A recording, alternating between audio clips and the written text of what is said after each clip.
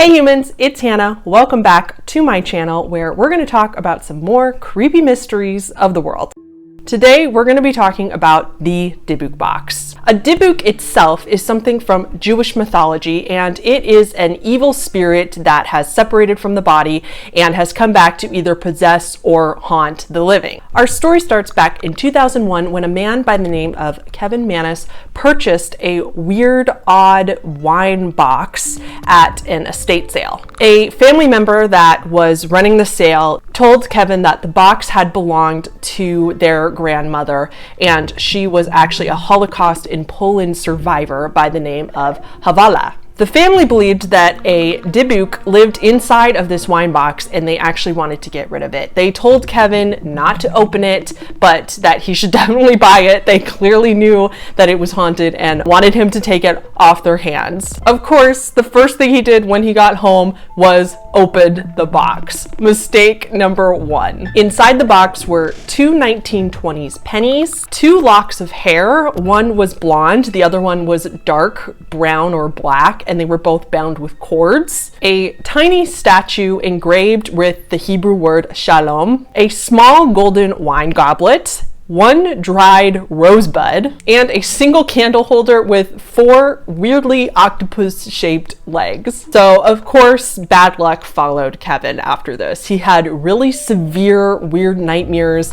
He had given the box to his mother as a gift at one point for some reason, and it was on her birthday, and she ended up having a stroke the same day.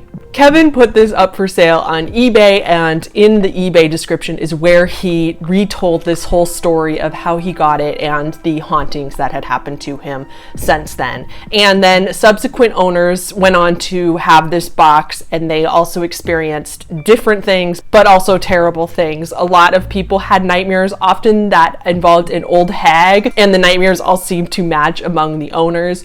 One owner had developed hives, welts, and said that he coughed up blood, and other just crazy things that happened from other owners of the box. The same owner that developed the welts and the hives and the coughing up of the blood, they actually went to a rabbi and asked them to basically reseal the box up because they believed that by Kevin, the original owner, opening it, they had released this Dybbuk or evil spirit out into the world, and that's why all this was happening. And evidently it worked. The rabbi resealed the box and the bad luck stopped happening, but this owner ended up hiding the box in a very secretive place, even though it was like most likely buried in his backyard. Finally, though, he decided that he couldn't have this box around him any longer. He finally donated it to Zach Baggins of Ghost Adventures, and he displayed it in his museum behind a very locked up enclosed casing. Reminds me of Annabelle and how they try to keep her from getting out and wreaking havoc on the world.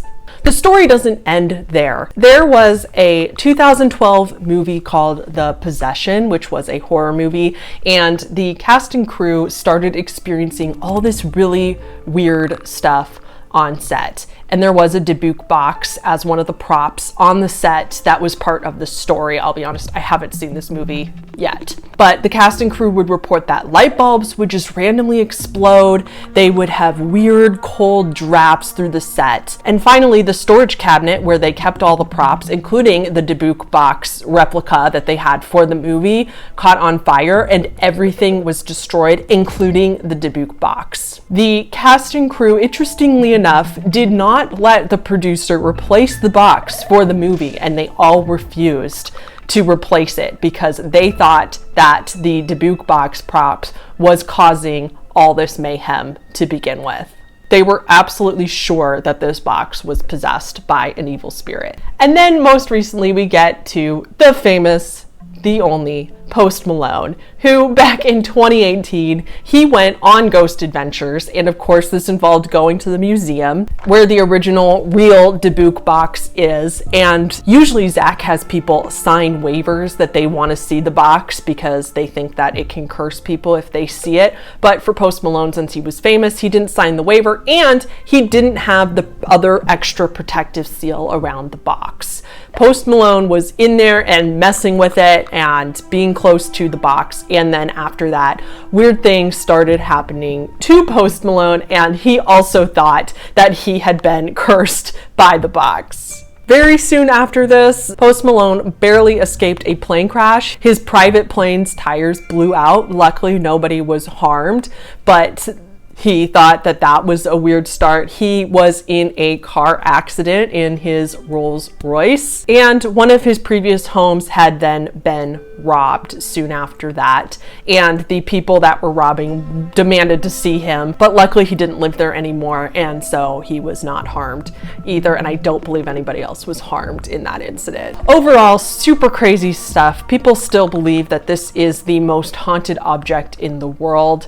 I don't know. A lot of people say that the original owner, Kevin, had made up this story in order to go viral on the internet and had just tried to make a interesting viral eBay listing. So he made up this whole backstory. I'm gonna let you guys decide for yourself on what you think. I personally am not gonna mess with haunted objects, whether I think it's fake or not, just because it's not worth it. You know, if I was Post Malone, I don't know. Let me know, would you visit this museum and go near the Dybbuk Box if you were given the chance? If you enjoyed this video and maybe you learned something, please go ahead and throw it a like, and I will see everybody in the next one. Bye.